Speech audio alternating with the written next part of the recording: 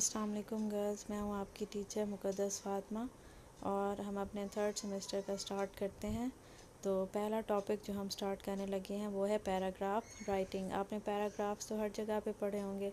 जो भी चीज़ आप बुक्स में पढ़ते हैं, नॉवेल्स में पढ़ते हैं, स्टोरीज़ में पढ़ते हैं, आपको हर जगह पे पैराग्राफ की फॉर्म्स मिलती हैं। तो ये मोस्ट कॉमन फॉर्म है राइटिंग की। तो उसको अगर आप अपने वर्ड्स में लिखना चाहते हैं, कोई क्रिएटिव राइटिंग करना चाहते हैं, तो बहुत ज़रूरी है कि आपको भी पैराग्राफ लिखना आना चाहिए। तो आज हम इसके बारे में पढ़ेंगे कि किस तरह से आप एक पैराग्राफ लिख सकते हैं। चलें स्टार्ट करते हैं। तो फर्स्ट हम देख लेंगे कि इसकी आउटलाइन क्या क्या है। तो हम आउटलाइन में देखेंगे कि इसकी definition, parts of a paragraph. पहले तो हम उसको डिफ़ाइन करेंगे कि पैराग्राफ क्या होता है। उसके बाद उसके पार्ट्स देखेंगे कि पार्ट्स में इसके क्या क्या आता है।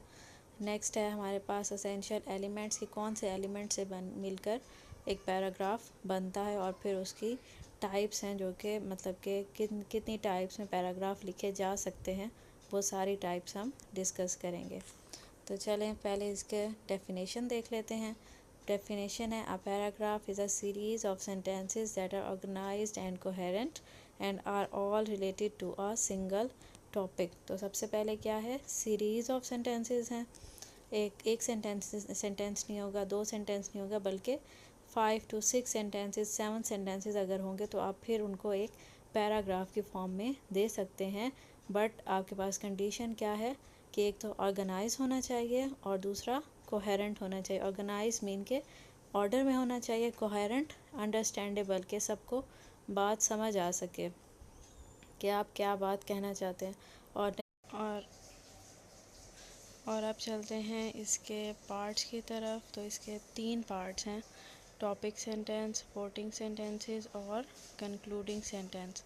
तो टॉपिक सेंटेंस आपका हमेशा पहला सेंटेंस होगा, क्योंकि वही आपको बताएगा कि टॉपिक क्या है, आप किस टॉपिक पे पैराग्राफ लिख रहे हैं, आगे आने वाले पैराग्राफ में क्या क्या बात होगी, किस चीज़ के बारे में बात होगी, वही आपको मेन आइडिया देगा कि टॉपिक क्या है। तो ये असल में आपको टॉपिक और मेन आइडिया बताने के लिए ही पहला सेंटेंस लिखा जाता है, जिसको हम टॉपिक सेंटेंस भी कहते हैं। उसके बाद उस टॉपिक सेंटेंस को आगे बढ़ाने के लिए, उस पर डिस्कशन करने के लिए हम कहते हैं कि हमने अब सपोर्टिंग सेंटेंसेस लिखने हैं, कि ऐसे सेंटेंसेस जो उस आइडिया को सपोर्ट करें, जो भी हम बात करना चाहते हैं, जो भी हम आइडिया पेश करना चाहते हैं, जो भी हम मैसेज देना चाहते हैं, तो उसको एक्सप्लेन करने के लिए, उसको प्रूव करने के लिए हम सपोर्टिंग सेंटेंसेस का यूज़ करते हैं। ये 3 to 4 सेंटेंसेस हो सकते हैं। और फिर अपनी बात को कंक्लूड करने के लिए कि हमने अब समराइज़ करना है अपने पैराग्राफ को, तो अब हम कंक्लूडिंग सेंटेंसेस का यूज़ करेंगे। और ज़्यादातर ये एक सेंटेंस ही होता है, ये समराइज़ कर देता है पूरे पैराग्राफ को और फाइनल कमेंट और आइडिया दे देता है राइटर का कि वो क्या बात कहना चाह रहा है।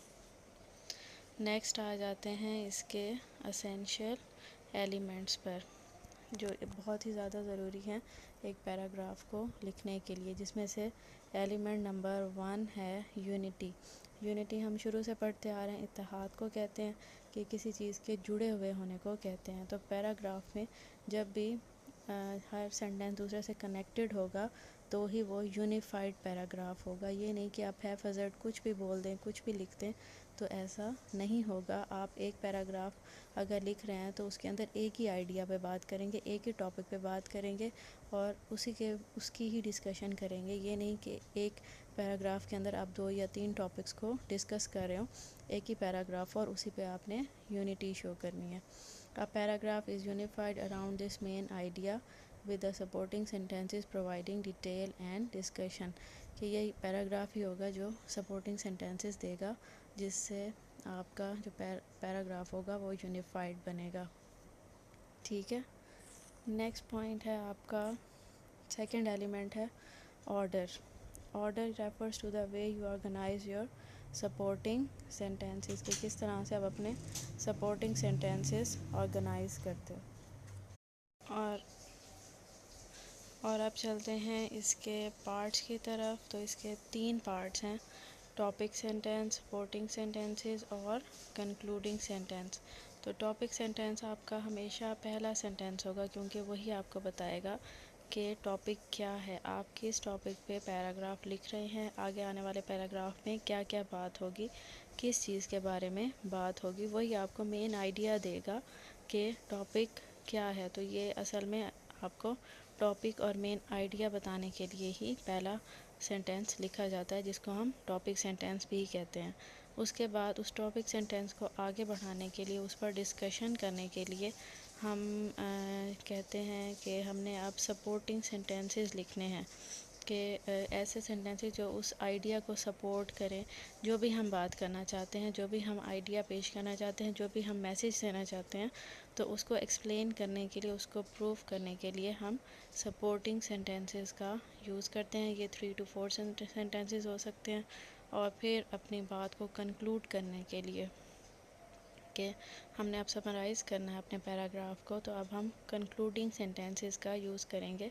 और ज़्यादातर ये एक सेंटेंस ही होता है, ये समराइज़ कर देता है पूरे पैराग्राफ को और फाइनल कमेंट और आइडिया दे देता है राइटर का कि वो क्या बात कहना चाह रहा है। नेक्स्ट आ जाते हैं इसके असेंशियल एलिमेंट्स पर, जो बहुत ही ज़्यादा ज़रूरी हैं एक पैराग्राफ को लिखने के लिए, जिसमें से एलिमेंट नंबर 1 है यूनिटी। यूनिटी हम शुरू से पढ़ते आ रहे हैं, इत्तेहाद को कहते हैं, कि किसी चीज़ के जुड़े हुए होने को कहते हैं। तो पैराग्राफ में जब भी हर सेंटेंस दूसरे से कनेक्टेड होगा तो ही वो यूनिफाइड पैराग्राफ होगा। ये नहीं कि आप हैफजर्ड कुछ भी बोल दें, कुछ भी लिख दें, तो ऐसा नहीं होगा। आप एक पैराग्राफ अगर लिख रहे हैं तो उसके अंदर एक ही आइडिया पे बात करेंगे, एक ही टॉपिक पे बात करेंगे और उसकी ही डिस्कशन करेंगे। ये नहीं कि एक पैराग्राफ के अंदर आप 2 या 3 टॉपिक्स को डिस्कस कर रहे हो एक ही पैराग्राफ, और उसी पे आपने यूनिटी शो करनी है। A paragraph is unified around this main idea with the supporting sentences providing detail and discussion। कि यही पैराग्राफ ही होगा जो सपोर्टिंग सेंटेंसेस देगा, जिससे आपका जो पैराग्राफ होगा वो यूनिफाइड बनेगा। ठीक है। नेक्स्ट पॉइंट है आपका, सेकंड एलिमेंट है order. Order refers to the way you organise your supporting sentences, कि किस तरह से आप अपने सपोर्टिंग सेंटेंसेस ऑर्गेनाइज करते हो। थर्ड पॉइंट है हमारा कोहेरेंस, के the quality that makes your writing understandable, कि आप कैसे अपनी राइटिंग को इतना अच्छा बना सकते हैं कि दूसरे को आपकी बात फ़ौरन से समझ आ जाए। अक्सर ऐसी लैंग्वेज का यूज़ किया जाता है कि आपको बात समझ नहीं आती, हर शख्स के लिए समझना मुश्किल होता है। तो जितना आप इजी लैंग्वेज का यूज़ करेंगे ताकि वो सबको समझ आ जाए और हर सेंटेंस एक दूसरे से कनेक्ट कराओ, उतना ही अच्छा आप एक पैराग्राफ लिख सकते हैं। तो उसके लिए आप ट्रांजिशन या लिंकिंग वर्ड्स का भी यूज़ कर सकते हैं। ट्रांजिशन और लिंकिंग वर्ड्स ब्रिजेस का काम भी देते हैं, कि एक सेंटेंस को दूसरे सेंटेंस से ब्रिज करने के लिए, एक पुल बनाने के लिए भी काम देते हैं। जैसे अगर आपने ऑर्डर शो करना है, नंबरिंग शो करनी है, तो आप कहेंगे फर्स्ट, सेकंड, थर्ड। अगर आपने कोई स्पेस का स्पेशल रिलेशनशिप शो करना है, अबव, बिलो, अंडर, ओवर, तो आप ऐसे वर्ड्स का भी यूज़ कर सकते हैं। ये वर्ड्स लिंकिंग वर्ड्स हैं। या अगर आपने कोई लॉजिक देनी है, आपने लॉजिकल आर्ग्यूमेंट्स करने हैं, तो आप फर्दर मोर, इन एडिशन और इन फैक्ट का भी यूज़ कर सकते हैं। फोर्थ एलिमेंट है हमारे पास कंप्लीटनेस, के हम एंड में ये देखते हैं कि जो हमने पैराग्राफ बनाया वो वेल डेवलप्ड है कि नहीं है, वो राइटिंग की हर रिक्वायरमेंट को पूरा करता है या नहीं करता, कि उसके अंदर जो मेन आइडिया है उसके साथ जो सपोर्टिंग सेंटेंसेस हैं वो एक दूसरे से कनेक्टेड हैं या नहीं हैं, वो आपको एनफ इंफॉर्मेशन दे रहे हैं, आपको प्रूफ दे रहे हैं आपके थीसिस का, या आपकी बात इनकम्प्लीट रह गई। अगर आपकी बात इनकम्प्लीट है तो वो पैराग्राफ भी इनकम्प्लीट रहेगा, और अगर पैराग्राफ इनकम्प्लीट है तो वो एक गुड पैराग्राफ नहीं हो सकता, और वो इंटरेस्ट डेवलप नहीं कर सकता, लोगों को कंफ्यूज कर सकता है। तो ये थे हमारे पास 4 एलिमेंट्स जो कि बहुत ही इम्पोर्टेंट है एक पैराग्राफ को लिखने के लिए।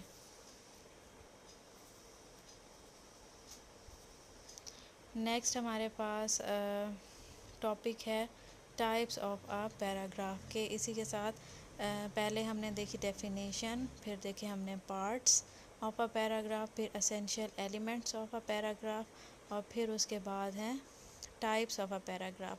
तो टाइप्स में हमारे पास एक होता है डिस्क्रिप्टिव पैराग्राफ। इसके नेम से ही पता चल रहा है कि किसी चीज़ को डिस्क्राइब करता है, किसी चीज़ को बयान कर रहा है कि अगर आप किसी चीज़ के बारे में, किसी शख्स के बारे में कोई बात करते हो, उसको डिस्क्राइब करते हो, उसकी वजाहत देते हो, तो वो होगा एक डिस्क्रिप्टिव पैराग्राफ। और ज़्यादातर इसके अंदर आप अपनी 5 सेंसेस का यूज़ करते हो, sense of touch, sense of smell, sense of sight, sense of sound, taste, कि आपने टच किया, फिर आपने क्या फ़ील किया, वो अपने एक्सपीरियंस शेयर करना है।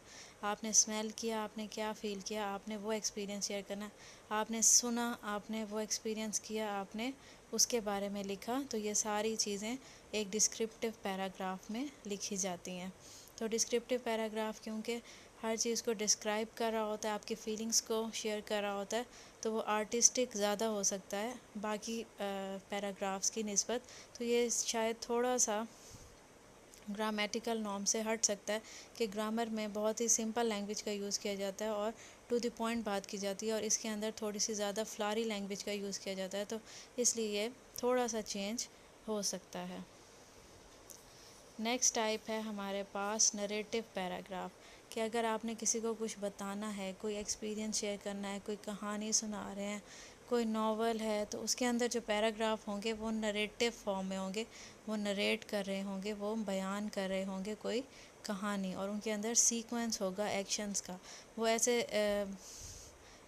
डिसऑर्डर नहीं होगा उनके अंदर, बल्कि एक ऑर्डर होगा कि पहले बिगनिंग के बारे में बात की जाएगी, फिर मिडल के बारे में, और फिर कोई एंड जो होगा उस चीज़ का उसको डिस्कस किया जाएगा। जैसे अगर आप कहीं किसी हिल स्टेशन पे जाते हैं या आप किसी हिस्टोरिकल प्लेस पे जाते हैं विज़िट करने के लिए, तो आप उसके एक्सपीरियंस को नरेट करना चाह रहे हैं एक स्टोरी की शक्ल में, तो आप उसका पहले बिगनिंग बताएंगे कि आप यहाँ से कैसे गए, उस जगह पे कैसे पहुँचे, फिर आप मिडल में उसके वहाँ रहने का, जितना टाइम आप वहाँ पे रहे, जो आपने फ़ील किया, आपने एंजॉय किया नहीं किया, वो सारी चीज़ें आप मिडल में करेंगे। और एंड में कि आप किस तरह वापस आए, आपका एंड क्या हुआ, कंक्लूजन क्या हुआ, उस जगह के बारे में आपका क्या पॉइंट ऑफ व्यू बना, तो वो होगा एंड पैराग्राफ का।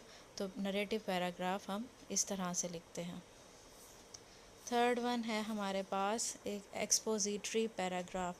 ये ज़्यादातर हमें इंस्ट्रक्शन देने के लिए यूज़ किया जाता है, मतलब कि एजुकेशनल पॉइंट ऑफ व्यू से भी कह सकते हैं, या कहीं पे भी आपने किसी को कोई चीज़ समझानी हो, कोई तरीका समझाना हो, कोई मेथड, कोई फिनोमेना, तो फिर आप एक्सपोजिटरी पैराग्राफ का यूज़ करते हैं। इसके अंदर स्टेप बाय स्टेप प्रोसेस चलता है कि आप अगर फॉर एग्ज़ाम्पल अगर आप रेसिपी नोट कर रहे हो या किसी को करा रहे हो, तो आप स्टेप बाय स्टेप चलोगे। ये नहीं कि आप एंड वाला पहले बता दोगे उसको, बल्कि फ़र्स्ट स्टेप बताओगे, इंग्रेडिएंट्स बताओगे, फिर मैरिनेशन अगर है तो वो बताओगे, उसके बाद कुकिंग बताओगे, और फिर उसकी प्रेजेंटेशन।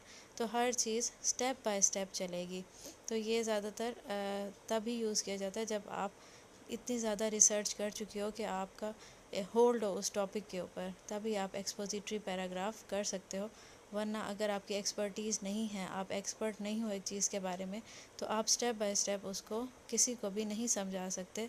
तो इसके लिए रिसर्च का होना बहुत ज़रूरी है। लास्ट हमारे पास है type of paragraph, the persuasive paragraph. इसके भी नेम से पता लग रहा है कि किसी भी चीज़ को आप किसी भी शख्स को आप किसी बात के लिए परसुएट करना चाहो, मतलब फोर्स करना चाहो, सोचने पर मजबूर करना चाहो, तो आप उसके लिए परसुएट करते हो उसको। तो परसुएसिव पैराग्राफ भी यही होता है कि जिसमें राइटर आपके अपना पॉइंट ऑफ व्यू भी बता रहा है और आपको भी सोचने पर मजबूर कर रहा है, अपनी बात समझाना चाह रहा है, ताकि आप भी उस बारे में सोचें कि क्या राइटर इस बारे में सही कह रहा है या नहीं कह रहा है, या हमारा उसके बारे में क्या ओपिनियन है। This type of paragraph tries to get the reader to accept a particular point of view और अंडरस्टैंड द राइटर्स पोजीशन। कि आपको राइटर चाहता है कि एक तो आप एक पर्टिकुलर पॉइंट ऑफ व्यू को समझ जाएं, वो समझाना चाहता है आपको, ये उसकी एक कोशिश होती है। और जो राइटर की पोजीशन है कि वो जो बात करना चाह रहा है वो भी दूसरा शख्स समझ रहा है। This type of paragraph that many teachers focus on because it's useful when building an argument. और ये पैराग्राफ ज़्यादातर टीचर्स ही यूज़ करते हैं, क्योंकि उन्होंने आपको बात समझानी होती है, आपको लेक्चर समझाना होता है, तो वो ही ऐसा पैराग्राफ्स के फॉर्म में चीज़ लिखते हैं, या कुछ भी उन्होंने आपको समझाना हो तो वो यही परसुएसिव पैराग्राफ लिखते हैं, क्योंकि उनको आर्गुमेंटेशन देनी होती है, आपको लॉजिकल रीजनिंग से उन्होंने सेटिस्फाई करना होता है, प्रूफ्स देने होते हैं, तो वो परसुएसिव पैराग्राफ का यूज़ करते हैं। It often requires the collection of facts and research, और जब तक आपके पास फैक्ट्स नहीं होंगे, रिसर्च वर्क नहीं होगा, आप कभी भी एक परसुएसिव पैराग्राफ नहीं लिख सकते। तो ये थी हमारी 4 टाइप्स पैराग्राफ की। तो अब थोड़ा सा समराइज़ कर लेते हैं अपने पूरे लेक्चर को। सबसे पहले हमने क्या देखा, पैराग्राफ की डेफिनेशन, कि पैराग्राफ क्या होता है। सीरीज़ ऑफ सेंटेंसेस होता है, ऑर्गेनाइज्ड होता है, और सिंगल टॉपिक पे बात करता है, जो कि कोहेरेंट हो, मतलब कि अंडरस्टैंडेबल बात होती है एक ही पैराग्राफ के अंदर। नेक्स्ट हमने उसके पार्ट्स देखे कि पैराग्राफ के कितने पार्ट्स होते हैं। 3 पार्ट्स थे हमारे पास, टॉपिक सेंटेंस, सपोर्टिंग सेंटेंसेस और कंक्लूडिंग सेंटेंसेस। थर्ड पॉइंट पे हमने देखे essential elements of a paragraph. उसमें हमने देखा उसमें हमने 4 एलिमेंट्स देखे, यूनिटी, ऑर्डर, कोहेरेंस और कंप्लीटनेस, कि अगर हमारे ये 4 एलिमेंट्स पूरे नहीं होते तो हम एक अच्छा पैराग्राफ, एक इफ़ेक्टिव पैराग्राफ नहीं लिख सकते। तो ये हमारे 4 एलिमेंट्स का होना बहुत ज़रूरी है एक पैराग्राफ राइटिंग में। उसके बाद हमारे पास है 4 टाइप्स ऑफ पैराग्राफ्स। 4 टाइप्स में हमने डिस्कस की, persuasive paragraph, narrative paragraph, descriptive paragraph और एक्सपोजिटरी पैराग्राफ। अब हम नेक्स्ट जो हमारा लेक्चर होगा उसके अंदर हम स्टेप बाय स्टेप गाइड पढ़ेंगे कि हम एक क्रिएटिव राइटिंग में अगर हम खुद से पैराग्राफ लिखना चाहते हैं तो हम कैसे लिखें, उसके अंदर हमें क्या क्या चीज़ें ऐड करनी पड़ेंगी, क्या क्या फैक्ट्स और फिगर्स होंगे जो हमें देखने पड़ेंगे, जिससे हम एक इफ़ेक्टिव पैराग्राफ, एक गुड पैराग्राफ लिख सकते हैं। उसके 5 to 6 स्टेप्स होंगे जो कि हमने समझने हैं और फिर उनकी प्रैक्टिस करनी है, ताकि हमें क्रिएटिव राइटिंग में एक अच्छा पैराग्राफ लिख सकें। तो आज का जो हमारा लेक्चर था वो यहीं तक था, बाकी कल आप नेक्स्ट लेक्चर में देखिएगा। Thank you.